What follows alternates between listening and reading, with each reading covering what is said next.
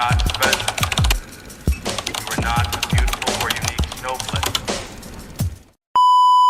Welcome Gen Fam, aku Sylvia. Di video kali ini kita akan membahas tentang Snowflake Generation. Snowflake Generation ini katanya sangat merugikan dengan sifat-sifatnya. Tapi mereka ternyata punya sisi positif yang keren banget loh. Penasaran? So, let's deep dive the story, kita gali cerita lebih dalam.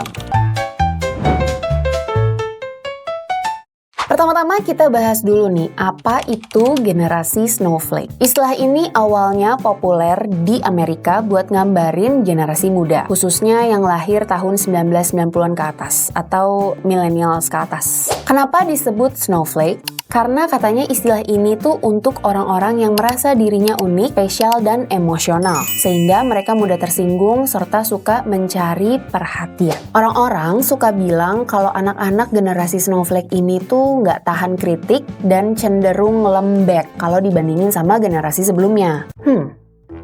Sakit sih kalau dikatain seperti itu. Tapi bener nggak sih? Apa mereka ini benar-benar sefragile itu?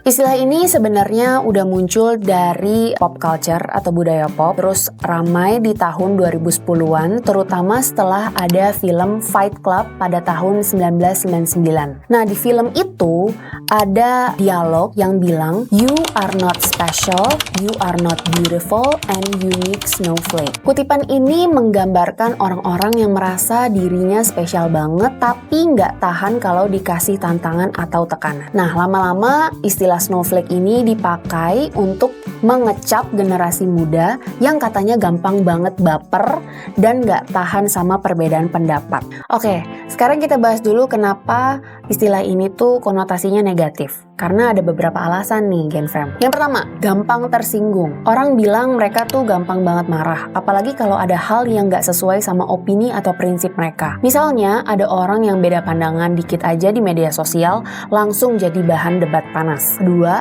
terlalu fokus ke perasaan. Generasi ini sering banget dianggap terlalu memprioritaskan emosi dibandingkan logika. Jadi kalau dikasih kritik atau tantangan, katanya mereka lebih sibuk nangis daripada cari solusi. Ketiga, nggak kuat tekanan. Ada stereotype kalau anak-anak muda zaman sekarang gampang banget stres, overthinking, bahkan burnout cuma karena hal-hal yang dianggap sepele sama generasi sebelumnya. Tapi, nah ada tapinya. Generasi Snowflake ini nggak selalu buruk kok. Malah mereka juga punya banyak sisi positif yang kalian sebenarnya nggak sadar. Apa aja? Yang pertama, peduli isu sosial. Generasi ini vokal banget soal hal-hal yang dianggap penting, kayak lingkungan, kesetaraan, kesehatan mental, dan masih banyak lagi. Media sosial jadi alat buat kita menyuarakan pendapat dan bikin perubahan nyata. Yang kedua, empati yang tinggi. Snowflake Generation dikenal punya empati yang besar. Mereka peduli sama perasaan orang lain dan itu nggak selalu buruk loh. Dunia ini butuh lebih banyak orang yang bisa memahami dan mendukung sesamanya. Ketiga, inovatif dan kreatif. Meskipun sering dianggap lembek, sebenarnya generasi Snowflake itu kreatif banget. Banyak banget ide-ide baru yang muncul dari generasi ini, terutama di dunia digital dan teknologi. Keempat, mendobrak stigma lama. Generasi ini nggak takut buat ngomongin hal-hal yang sebelumnya dianggap tabu, kayak kesehatan mental, toxic relationship, atau pentingnya self-love. Mereka nggak cuma berani ngomong, tapi juga ngajak orang lain untuk lebih terbuka. Jadi, bener nggak sih generasi Snowflake ini bisa dikatakan rapuh? Sebenarnya nggak sepenuhnya benar sih, karena gampang tersinggung bukan berarti lemah. Kadang itu karena mereka lebih sadar soal nilai-nilai yang penting buat mereka. Kalau dibilang nggak kuat tekanan, ya mungkin karena emang mereka hidupnya beda aja sama generasi sebelumnya. Tantangan mereka juga yang dihadapi juga berbeda dari generasi sebelumnya. Apalagi sekarang gitu ya. Mereka ini hidup di dunia yang serba cepat, serba kompetitif.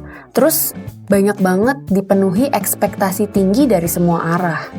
Oke deh Gen Fam, itu dia sekilas penjelasan tentang Snowflake Generation. Istilah-istilah sekarang ini sangat banyak ya teman-teman. Menurut kalian gimana? Apakah mereka itu merugikan atau bisa mendobrak kebiasaan buruk dari generasi sebelumnya? Coba tulis di kolom komentar ya. Nah, buat kalian yang mau request mengenai isu, tokoh, atau teori konspirasi yang mau kita bahas, jangan lupa tulis di kolom komentar ya. Don't forget to subscribe and follow our social media.